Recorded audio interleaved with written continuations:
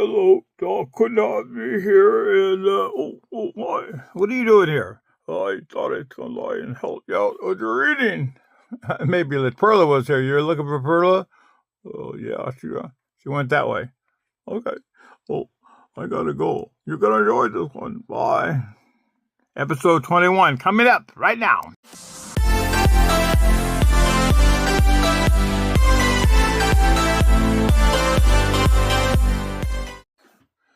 Okay, episode 21. This was just, the discussion continues with Bailey and Christian Shark. And we're going to learn more about Christian Shark, and that's important to the story. So it begins, after all, Bailey must have been impressed with him long enough to fall in love with him and married the man. Your name is Christian? He says, yes. And there it is, folks. This is episode 20. He answers the name brevity. of the chapter is You can Christian breathe Shark. now, Christian. I promise you I won't bite. Bailey replies with a demure smile and a wink of the eye. Christian exhales again with relief and almost laughs at himself as he says, thanks, I will. So, where are you from, Mr. Christian Shark? Bailey says with a deep, playful voice in an effort to get him to relax and to trust her and to shake away the bluebirds. Have you ever heard of England? Asks Christian as he runs his fingers through the front of his hair. So you're from England? Which part? Asks Bailey politely. TQ wags his index finger at her as a tease that suggests he fools her good. He opens up both extended hands, palms up, and waves back at himself playful with innocent hands. I didn't say I was from England, lass. I asked if you ever heard of England. He concluded with a joking smile, spurting with spurts of small amounts of awkward flirtation. Ignoring the possible flirtation, Bailey smirks at his unsuspected wit and says, of course. So where are you from if you're not from England? Have you ever heard of Ireland? He says, forthcoming with guile and a bit of broil in his eye.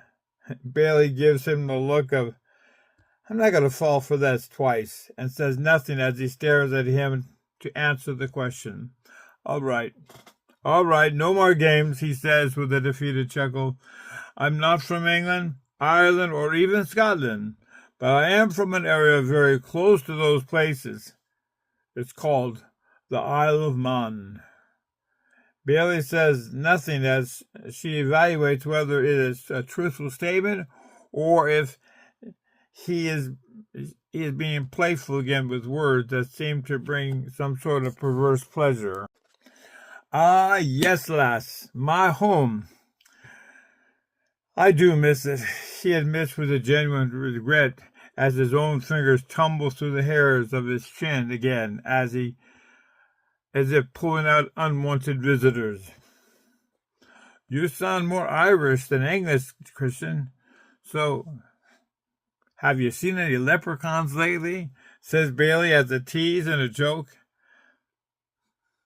A smile moves across his face as he says coyly, defined recently.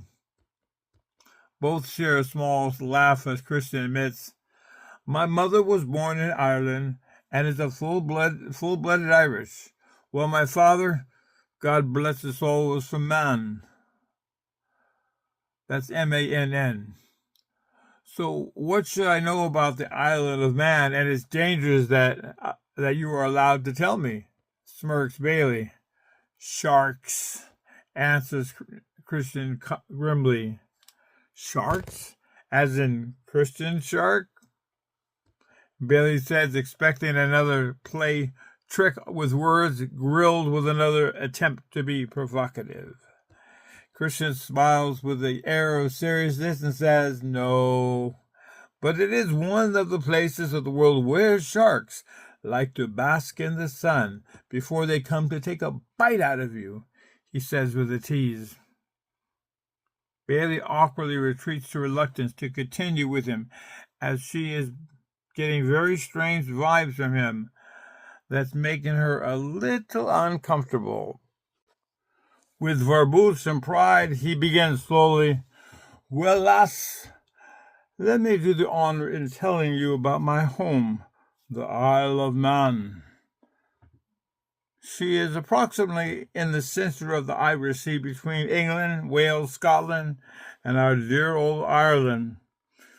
It's about 220 square miles, sporting some of the greenest valleys in the world, a place where your own heart and soul can breathe, and if you were to die right then and there, only heaven would be a better place to be. The famous Brown Moors Lake, her streams, majestic cliffs, and the rugged coastline makes it a place on God's good earth that is without doubt a sight to truly behold. I share my paradise home with over 70,000 other blessed souls that are blessed as myself who live there. My, that's a lot of people to share an island with. So tell me, back on Earth, do you have your own home or do you live with your parents?"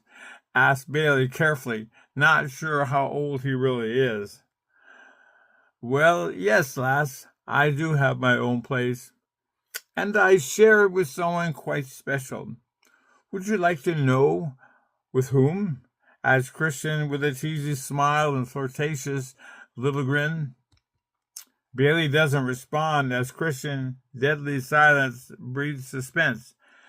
After a few seconds, Christian responds, "I share my home with Chamberlain."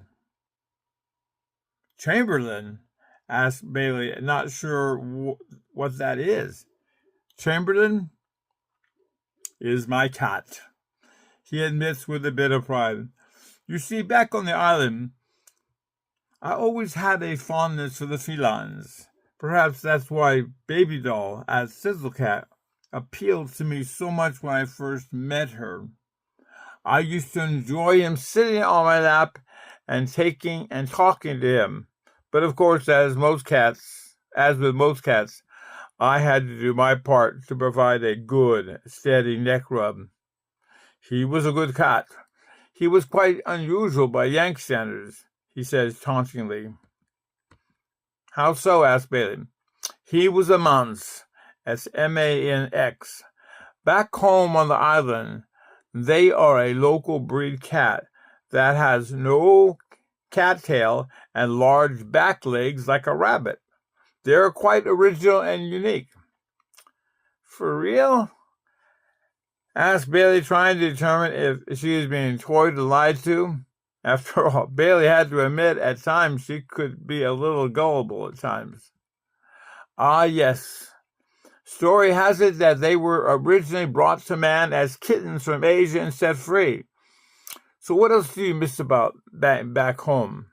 Christian smiles longingly as he puts his hands into the air as if holding a throttle to a motorcycle and says, "Vroom!" "Motorcycles?" answers Bailey in surprise. "Aye. Riding my motorbike in the races back home was my dream, my passion. Ever since I was a young tyke, I longed to be part of the circuit.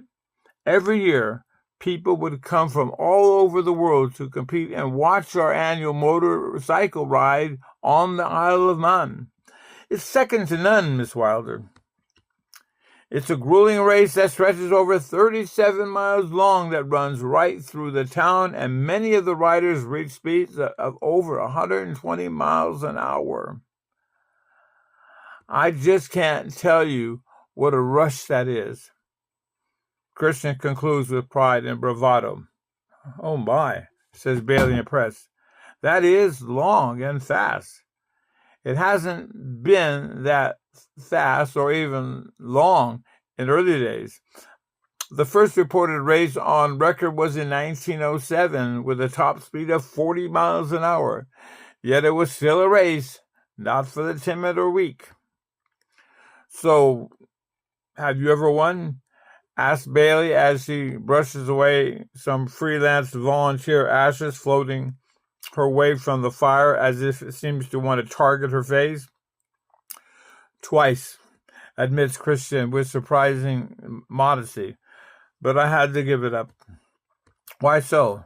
Well, I took a bit of a tumble and I almost killed myself. I spent some time in the hospital to heal up. After I was released, it was clear to me that my motorcycling days were over. It broke my heart, and I didn't fare too well after that.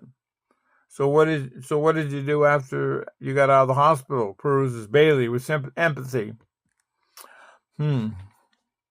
As I recall, I drank. I started to drink a lot.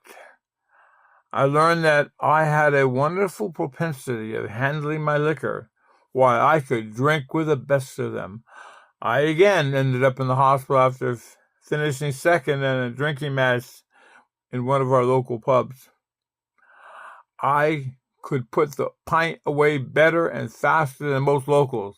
Let me tell you, when I was in the hospital recovering from one of my victories, I was visited by my sister and her boyfriend, Thomas Torres. He seemed to understand me and even helped me out of getting out of this dead-end rut that I had gotten myself into. Well, how did he do that? Asked Bailey with growing interest. He sent me to school. He paid my way to college in England, where I became an engineer. I was most grateful to his kindness and his belief in me. Even to this day, I remain in debt to him. This really helped me to broaden my horizons.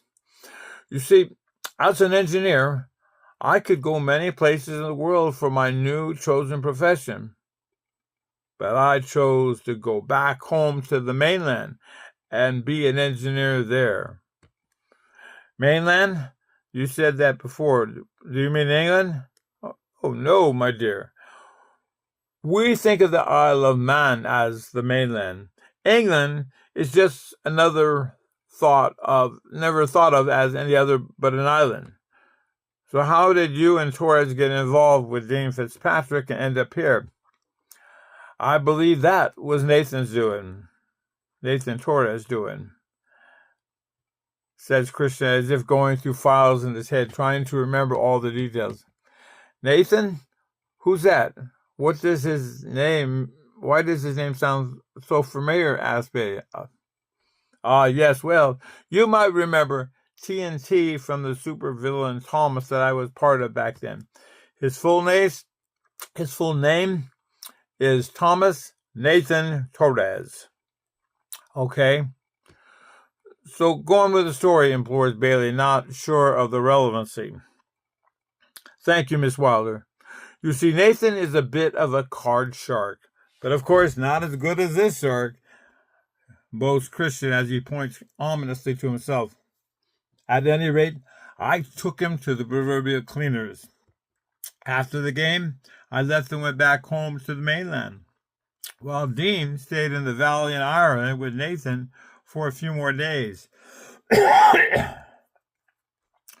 They both decided to come back again to see me at work and see if I was as smart as I told them I was, as mock humility is played boldly, coupled with a silly little grin.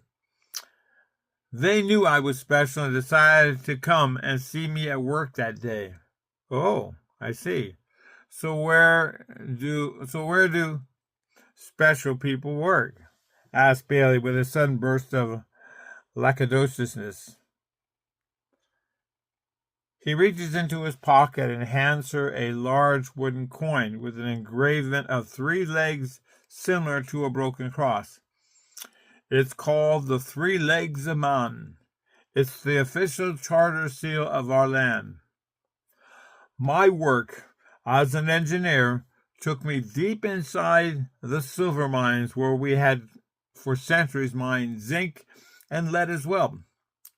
Dean was fascinated by the story I told him about the great Laxey wheel.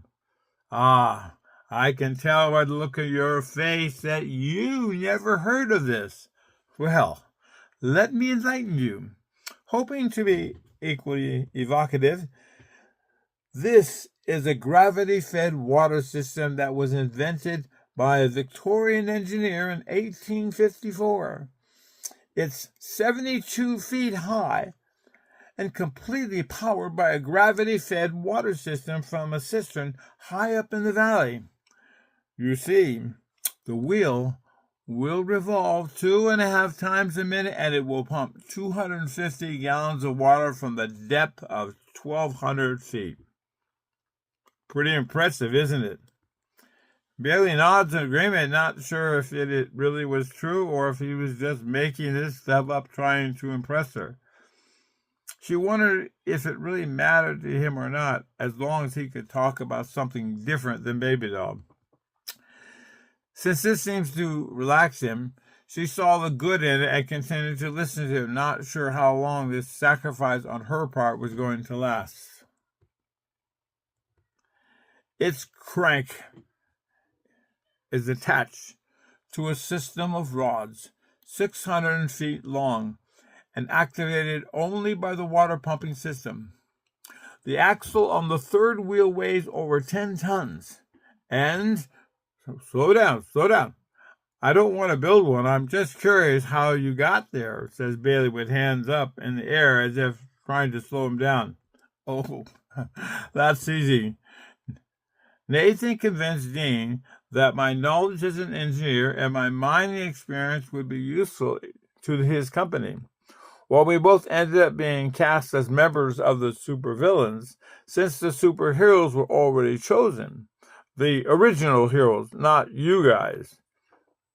As time passed and other things came to light, it was determined that we were better suited to be with the villains groups anyway, as he concludes with a little evil laugh and twisting the ends of his phantom mustache like Snidely Whiplash on a Saturday morning cartoon fame. Bailey looks at her wrist for the time and replies with a spunky little smile to Rowan and says, I think I'm ready for bed now. I'll see you in the morning. Bailey stands up and quickly brushes her pants from some of the ashes from the campfire that had blanketed her with its charged residue of the past few minutes. Christian smirks as he returns his pipe to his mouth and says with pomposity and mock gratitude, I enjoyed our time together. Thanks for making time for me. She enters the tent and closes the door flap as the long day for her comes to a much-needed end. And this concludes this episode 21. We'll begin next week with Chapter 18, Baby Doll's Air Train. So that'll be interesting. So stay tuned for more. And be sure you subscribe. Be sure you like it. And spread the news and everything. Thank you.